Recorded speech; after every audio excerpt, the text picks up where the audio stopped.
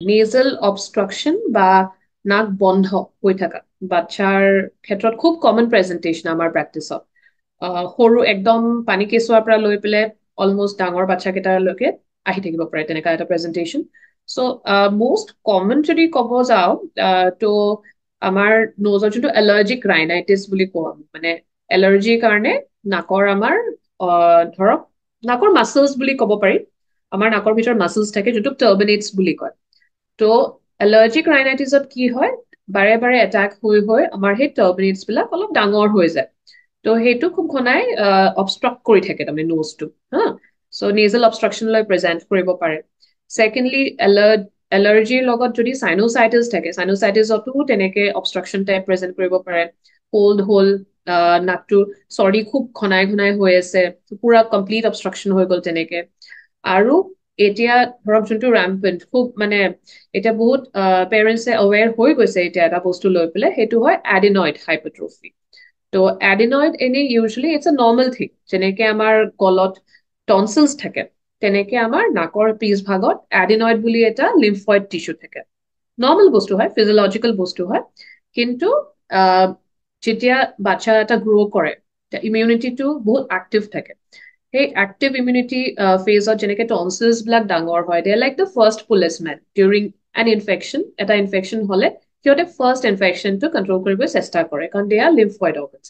তো কি হয় সেইটো ক্ষেত্ৰত তেনেকে ফাইট কৰি কৰি যাৰ ধৰক এলাৰ্জি বেছি আছে বা ঘনাই ঘনাই ইনফেকশ্যন হৈ আছে, তেনেকে এডনইডটো ইনফেক্টেড হৈ চাইজটো যিমান বাৰ ইনফেকশ্যন হৈছে সিমান বাৰ অকমান ডাঙৰ হোৱা দেখে। তো আমি তেনেকে গ্ৰেডিং কৰো এডেনইডটো, গ্ৰেড 1, 2, 3, 4। চ' 4 মানে কমপ্লিট অবষ্ট্ৰাকচন, 1 মানে 25% বা লেছ দেন দেট। চ' যদি 3 বা 4ৰ ফালে যায়, এডেনইডটো খুব ডাঙৰ হৈছে তাৰমানে। তো নেজেল অবষ্ট্ৰাকচন লৈ বহুত কমন প্ৰেজেন্টেশ্যন। 4-5 ইয়াৰ্ছত একচুৱেলি এডেনইডটো গ্ৰ' হোৱা ষ্টাৰ্ট হয় বেছিকে। এণ্ড বাই 8-9 ইয়াৰ্ছ ফিজিঅলজিকেলি কম হৈ যাব লাগে। কিন্তু এলাৰ্জিৰ কাৰণে বা আমাৰ যোনটো এয়াৰ কোৱালিটি এতিয়া হৈছে সেইটোৰ কাৰণে ধৰক হ'ব পাৰে নাজানো, এতিয়া খুব মানে আমি পাই আছো ইভেন ডাঙৰ বাচ্চা কেইটাৰ আমি এডেনইডটো খুব ডাঙৰ পাই আছো যেতিয়া আমি ধৰক হেৰি কৰো, চেকআপ কৰো। চ' দেট আই ফিল এতিয়া মানে এইটো ইম্পৰ্টেণ্ট হয় কাৰণে সেই টপিকটো মই ক'লো। এডেনইড হাইপাৰট্ৰফি যোনটো হয়, এডেনইড ডাঙৰ হোৱাৰ কাৰণে নোজ ব্লকটো খুব কমনলি আমি পাওঁ আজিকালি। আৰু এটা ছাৰপ্ৰাইজিং কজ এটা আছে পিছে, দুফালে বন্ধ নহলেও এফালে যদি বন্ধ লৈ আহিছে, নাকটো এফালে বন্ধ আছে আৰু খুব মানে সেগুণ পৰি আছে, গোন্ধ ওলোৱা ষ্টাৰ্ট হৈছে, আমি এটা ছাৰপ্ৰাইজিং ফাইণ্ডিং এটা কেতিয়াবা পাওঁ, সেইটো হয় ফৰেইন বডি। ফৰেইন বডি মানে যিকোনো বস্তু যেনেকে বাচ্চাৰ, this is quite common in kids actually, আমি পাই থাকো আমাৰ প্ৰেক্টিচত। বুট এটা সোমাই দিলে, মটৰ এটা সোমাই দিলে বা টয় এটা সোমাই দিলে নাকত আৰু থাকি গ'ল, আৰু তাৰপিছত মানে সেইটো অবষ্ট্ৰাক্ট কৰি কৰি সেইফালে বন্ধ হৈ থাকিলে আৰু ইনফেকশ্যন লৈ আহে কেতিয়াবা। So' that is one of the surprising causes আৰু নেজেল অবষ্ট্ৰাকশ্যনৰ বা নোজ ব্লক। চাইন্স হয় বেচিকেলি বাচ্চাটোৰ খুব মানে নাক বন্ধ থকাৰ কাৰণে মাউথ ব্ৰিডিং কৰি আছে, মুখেদি উশাহ লৈ আছে। মাকে বা দেউতাকে নিজে কয় কি আমাৰ ই দেখোন মুখখন এনি টাইম মেল খায়ে থাকে, বা ৰাতি শ্লিপ ডিষ্টাৰ্বেঞ্চ খুব হয় এনেকুৱা নোজ অবষ্ট্ৰাকশ্যন থকা বাচ্চাবিলাকৰ। Sleep disturbance in the sense একদম যোনটো নৰ্মেলি এটা চাউণ্ড শ্লিপ হ'ব লাগে তেনেকে নহয়, উল্টাকে শুব, কেতিয়াবা উঠি যায় একদম ধুনীয়া, শুই আছে ধুনীয়াকে, মাজতে উঠি পেলাই উশাহটো লৈ পেলাই আকৌ শুই গ'ল টোপনিতে তেনেকে। তো শ্লিপ ডিষ্টাৰ্বেঞ্চটো বহুত হয় ইন কেছ অফ নেজেল অবষ্ট্ৰাকশ্যন বা এডেনইড যোনটো মই কৈছো, one of the major causes. আৰু তাৰপিছত মাউথ ব্ৰিডিং কৰি থকাৰ কাৰণে খুব ঘনাই ফেৰিনজাইটিছ হৈ থাকে বা এলাৰ্জিক ফেৰিনজাইটিছ ষ্টাৰ্ট হয়, তাৰপিছত ইনফেকশ্যন হৈ যায়। আৰু তেওঁলোকৰ টিপিকেলি মানে কি হয়, মাউথ ব্ৰিডিং কৰি থকাৰ কাৰণে অভাৰ ক্ৰাউডিং হয়, দাঁতবিলাক খুব উজলা হৈ পেলাই বা অভাৰ ক্ৰাউডিং হোৱা দেখা যায় বাচ্চাবোৰৰ।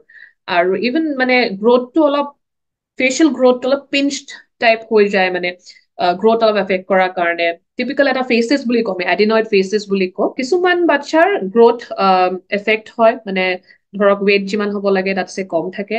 আৰু এটা কেটেগৰী বাচ্চা আছে যাৰ নেজেল অবষ্ট্ৰাকশ্যন হোৱাৰ কাৰণে বা এই এডিনইড হাইপাৰট্ৰফি হৈ থকাৰ কাৰণে ইভেন ৱেইট পুটনো হয়।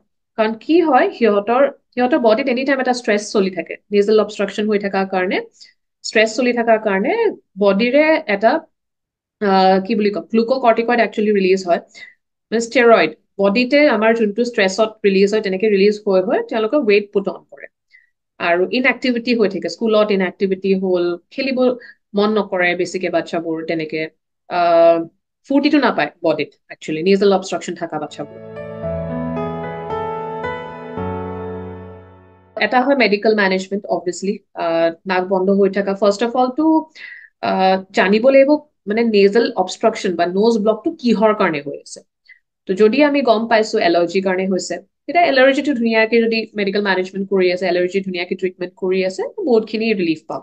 যদি দেখিছো এডিনইড হাইপাৰট্ৰফিৰ কাৰণে হৈছে, তো এডিনইড হাইপাৰট্ৰফিত আমাৰ এটা প্ৰটকল আছে, ধৰক আমি নেজেল স্প্ৰেজ দিওঁ।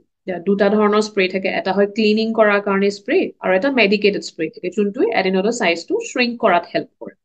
আৰু cold prevention is very important. So' এইটো কাৰণে কোল্ডৰ কাৰণে মেডিকেশ্যন আমি দি থাকিব লগা হয়, আৰু ফল' আপৰ দৰকাৰ হয়। মানে খুব ঘনাই আমি তিনিমাহে এটা ফল' আপ কৰি থকাটো ভাল।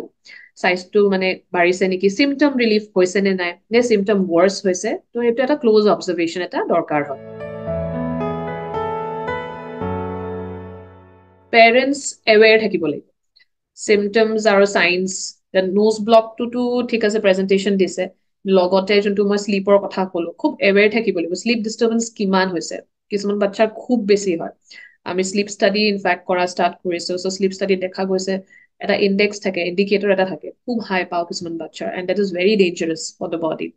লং টাৰ্ম বহুত চাইড এফেক্টছ আহে। চ' পেৰেণ্টছ এৱেৰ থাকিব লাগিব চিমটমছ আৰু চাইন্সৰ। নোজ অবষ্ট্ৰাকচন যদি হৈ আছে, তেতিয়া ইটছ বেটাৰ কি মেডিকেল হেল্প লৈ পেলাই এবাৰ ডেফিনেটলি কিহৰ কাৰণে হৈ আছে এইটো বস্তুটো জানাটো ভাল। ড'নছ বুলি ক'ব গ'লে তেনেকে খুব বেছি একো হোম ৰেমেডি টাইপ নাথাকে একচুৱেলি। কিন্তু যদি চাপ'জ এতিয়া চাপ'জ এলাৰ্জিয়ে হৈ আছে, তেতিয়া কিছুমানে এতিয়া ধৰক মিঠাতেল দি দিব বা কিবা, সেইবোৰ নকৰাই ভাল। ত' ড'নছ মই ভাবিছো তেনেকা বস্তু মানে হোম ৰেমেডি খুব নকৰাই ভাল। নোজ অবষ্ট্ৰাকচনৰ ক্ষেত্ৰত অভাৰ দ্য কাউণ্টাৰ মেডিকেশ্যনছো ইনফেক্ট নেজেল ড্ৰপ কিছুমানে খুব ঘনাই ইউজ কৰে। মই নাম নকওঁ, এটাটো চবেই জানে চাগে, but still I will not name. তো কিছুমান নেজেল ড্ৰপছ খুব ঘনাই ইউজ কৰে, নাকটো বন্ধ হৈছে বুলি সেইটো দি দিছে।